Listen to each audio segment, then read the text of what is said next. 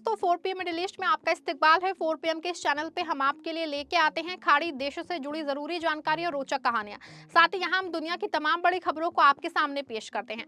वहीं इस कड़ी में आज हम बात करने वाले हैं एक बेहद अहम खबर के बारे में। संयुक्त अरब अमीरात ने हाल ही में उच्च शिक्षा के क्षेत्र में एक बड़ा नया कानून जारी किया है। ये कानून federal decree law of higher education and scientific research के नाम से जाना जाता है। इसका मुख्य उद्देश्य यूएई की यूनिवर्सिटीज, कॉलेजों और टेक्निकल इंस्टीट्यूट्स की क्वालिटी को बहुत ऊंचा करना है। सरकार चाहती है कि यहाँ की डिग्री दुनिया में सबसे अच्छी मानी जाए और छात्रों को नौकरी के लिए सही स्किल मिले। वहीं आपको बता दें, इस कानून का मुख्य उद्देश्य पूरे देश में उच्च शिक्षा संस्थाओं और तकनीकी और व्यावसायिक प्रशिक्षण केंद्रों को एक ही नियम के तहत लाना है, जिससे शिक्षा श्रम बाजार की जरूरतों से जुड़ सके, आजीवन सीखने को बढ़ावा मिले, गुणवत्ता बढ़े और प्रतिस्पर्धा मजबूत हो। पहले शिक्षा के नियम थोड़े ढीले थे, लेकिन अब मंत्रालय की मंजूरी के बिना कोई भी संस्था नहीं चल सकती। मतलब अगर कोई भी कॉलेज या यूनिवर्सिटी बनाता है तो पहले ministry of higher education and scientific research को लाइसेंस लेना जरूरी है। और अगर कोई बिना लाइसेंस के संस्थान चलाता है या उसके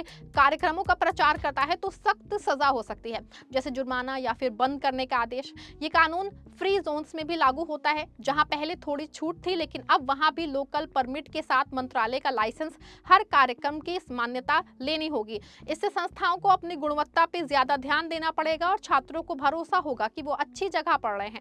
कानून में ई लर्निंग या फिर ऑनलाइन पढ़ाई के लिए अलग नियम है, जहां कार्यक्रमों को अलग से मान्यता लेनी होगी, डेटा की सुरक्षा करनी होगी, बौद्धिक संपदा अधिकारों का ध्यान रखना होगा, छात्रों और शिक्षकों के बीच में अच्छा संवाद सुनिश्चित करना होगा। इससे ऑनलाइन शिक्षा ज्यादा विश्वसनीय बनेगी और छात्र घर बैठे अच्छी पढ़ाई कर सकेंगे। कानून संस्थानों के वर्गीकरण और मूल्यांकन की भी बात करता है। यहाँ समय समय पे उनकी जांच होगी और परिणाम सबके सामने रखे जाएंगे, ताकि लोग भी जान सकें कि कौन सा संस्था अच्छा है। इससे प्रतिस्पर्धा बढ़ेगी और संस्थान खुद को बेहतर बनाने की कोशिश करेंगे। शासन के बदलाव में मंत्रालय की भूमिका मजबूत हुई है, जो गुणवत्ता की निगरानी करेगा और राष्ट्रीय योग्यता फ्रेमवर्क लागू करेगा। वैज्ञानिक अनुसंधान को भी इस कानून में शामिल किया गया है, ताकि शिक्षा और रिसर्च एक साथ चले और देश की अर्थव्यवस्था को फायदा हो। छात्रों के लिए यह अच्छा है, क्योंकि अब उन्हें ऐसी डिग्री मिलेगी जो बाजार में काम आएगी और उनकी नौकरी की संभावनाएं बढ़ेंगी। संस्थानों को अब ज्यादा जिम्मेदारी लेनी होगी, जैसे वित्तीय स्थिरता, सुरक्षा, मानक और कार्यक्रमों में बदलाव के लिए मंत्रालय की मंजूरी।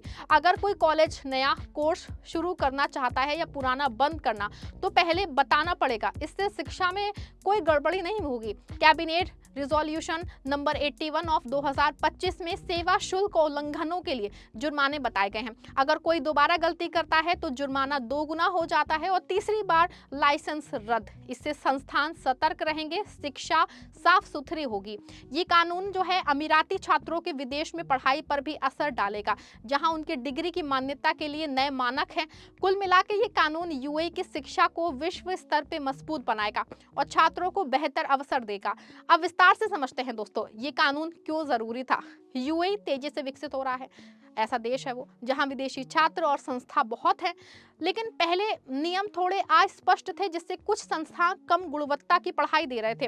अब सख्त लाइसेंसिंग से केवल अच्छे संस्थान ही रहेंगे। मिसाल के लिए अगर कोई यूनिवर्सिटी दुबई में खोलनी है तो पहले मंत्रालय से जांच करानी होगी कि उसके पास अच्छे शिक्षक हैं, सुविधाएं हैं, कोर्स बाजार से जुड़े हैं या फिर नहीं। अगर सब ठीक है तो लाइसेंस मिलेगा, वरना नहीं मिलेगा। इससे छात्रों का पैसा और समय बचेगा।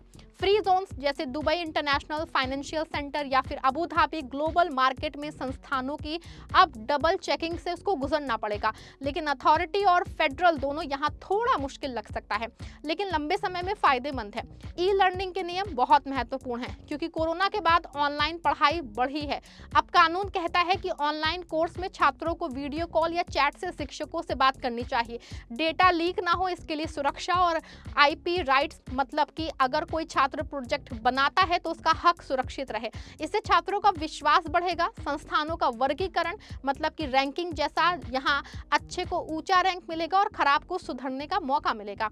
ये रैंकिंग पब्लिक होगी तो माता पिता और छात्र चुन सकेंगे। शासन में मंत्रालय अब ज्यादा पावरफुल है, जो नियम बनाएगा, जांच करेगा और सजा देगा। वैज्ञानिक अनुसंधान को बढ़ावा देने के लिए रिसर्च फंडिंग और सहयोग के नियम हैं, ताकि छात्र रिसर्च में हिस्सा लें और देश नई खोजें करें। छात्रों पे प्रभाव सकारात्मक है, क्योंकि अब डिग्री की वैल्यू बढ़ेगी, नौकरी आसान होगी और आजीवन सीखने मतलब कि काम करते हुए भी कोर्स कर सकेंगे। संस्थानों को अब ज्यादा निवेश करना पड़ेगा सुविधाओं पे, लेकिन इससे वो बेहतर होंगे। कैबिनेट रिजोल्यूशन में शुल्क है, जैसे बैचलर डिग्री की मान्यता 50 दरहम, मास्टर्स 150, पीएचडी 200, विदेश में स्कॉलरशिप छात्रों की निगरानी 6000 सालाना, ट्रेनिंग सेंटर लाइसेंस 5000। ये शुल्क मंत्रालय को चलाने में मदद करेंगे। उल्लंघनों में जुर्माने सख्त हैं ताकि कोई नियम ना तोड़े। जैसे अगर कोई संस्था कर्मचारियों को वेतन ना दे तो 5000 जुर्माना। ये कर्मचारियों के हक की रक्षा करता है। अगर कोई विज्ञापन बिना मंजूरी करता है तो 3000। इससे बाजार में गलत प्रचार नहीं होगा। जुर्माने पे शिकायत का अधिकार है 15 दिनों में, मंत्रालय 30 दिनों में फैसला करेगा। ये कानून पुराने नियमों को रद्द करता है और नई शुरुआत है। कुल मिला के दोस्तों, यूएई शिक्षा को विश्व स्तर पे ले जाना चाहता है, जहां छात्र दुनिया में कहीं भी काम कर सके। ये कानून अन्य देशों से प्रेरित है, जैसे अमेरिका या यूके, जहां सख्त जो नियम है। यूएई में पहले से अच्छे संस्थान जैसे कि अमेरिकन यूनिवर्सिटी ऑफ दुबई है, लेकिन अब दोस्तों सबको एक स्तर पे लाना है। छात्रों के लिए सलाह है कि संस्था चुनते समय लाइसेंस चेक करें, मंत्रालय की वेबसाइट पे देखें, इससे धोखा नहीं होगा। संस्थानों के लिए चुनौती है लेकिन अवसर भी, क्योंकि अच्छे संस्थान ज्यादा छात्र आकर्षित करेंगे। वैज्ञानिक अनुसंधान में अब ज्यादा फोकस होगा, जैसे एआई, रिन्यूएबल एनर्जी पे रिसर्च, छात्रों को स्कॉलरशिप मिल सकती है। कानून में तकनीकी और व्यावसायिक ट्रेनिंग को भी शामिल किया गया है, जहां योग्यताएं बाजार से जुड़ी होंगी, जैसे प्लम्बिंग या आईटी कोर्स में प्रमाण पत्र जो नौकरियों के लिए मान्य हो। इससे बेरोजगारी कम होगी। कानून की घोषणा से शिक्षा विशेषज्ञ खुश हैं, क्योंकि ये लंबे समय से मांग थी। अब अमल पे निर्भर है कितना अच्छा लागू होगा। मंत्रालय नए दिशा निर्देश जारी करेगा, संस्थानों को ट्रेनिंग देगा, छात्र संगठनों को भी इसमें शामिल किया जा सकता है। कुल मिला के दोस्तों एक बहुत बड़ा कदम है यूएई की शिक्षा के लिए और आने वाले सालों में इसके फायदे भी दिखेंगे। अब और विस्तार से लाइसेंसिंग के नियमों में बात करूं तो लाइसेंस के लेने के लिए संस्थान को आवेदन देना होगा, जिससे कि उसकी योजना, शिक्षा, सुविधाएं, वित्तीय स्थिति ये सब बतानी होंगी। मंत्रालय जांच करेगा और अगर ठीक तो फिर लाइसेंस दे देगा। लाइसेंस की वैधता जो कुल साल की होगी और नवीकरण करना पड़ेगा। अगर कोई बदलाव जैसे कि नया कैंपस तो फिर मंजूरी। सख्ती से काम, गुणवत्ता वाले संस्था बंद होंगे। छात्रों के लिए सुरक्षा बढ़ेगी, क्योंकि संस्थान सुरक्षा मानकों का पालन करेंगे, जैसे फायर सेफ्टी, स्वास्थ्य सुविधाएं। कानून में अंतर्राष्ट्रीय मान्यता वाले कार्यक्रमों को तेजी से मान्यता मिल सकती है अगर वो राष्ट्रीय मानकों से मैच करें। इससे विदेशी यूनिवर्सिटी ब्रांच आसानी से खोल सकेगी, लेकिन सख्त चेक होगा। ई लर्निंग में नवीन तरीके जैसे वर्चुअल रियलिटी इस्तेमाल करने को बढ़ावा, लेकिन गुणवत्ता पे जोर। संस्थाओं का मूल्यांकन सालाना या 2 साल में होगा, जहां छात्र फीडबैक, पासिंग रेट, नौकरी, प्लेसमेंट ये सब देख जाएंगे। रैंकिंग से टॉप संस्थान ज्यादा फंडिंग पा सकेंगे। शासन में बोर्ड ऑफ डायरेक्टर्स की भूमिका स्पष्ट होगी, जहां पारदर्शिता जरूरी। वैज्ञानिक अनुसंधान के लिए अलग फ्रेमवर्क, जहां रिसर्च प्रोजेक्ट्स को मंजूरी और फंडिंग, छात्रों को रिसर्च में शामिल करने के नियम। इससे यूएई इनोवेशन हब बनेगा। कैबिनेट रिजोल्यूशन में ट्रेनिंग सेंटरों के लिए विशेष नियम, जैसे कि एक्टिविटीज के आधार पर नवीकरण शुल्क। अगर एक एक्टिविटी तो 3000, 2 तो 4000, ज्यादा तो 5000। अनुभव प्रमाण पत्र की अटेंशन 50 दरहम, विज्ञापन मंजूरी 50। उल्लंघनों में टीवीईटी संस्थाओं के लिए अलग जुर्माने, जैसे कि मानकों का पालन ना करना 10,000, एक्रीडिटेशन एक्सपायर होने पे कार्यक्रम चलाना 10,000, जुर्माना अधिकतम 20,000 तक 2 गुना। तीसरी बार लाइसेंस रद्द, इससे अनुशासन आएगा।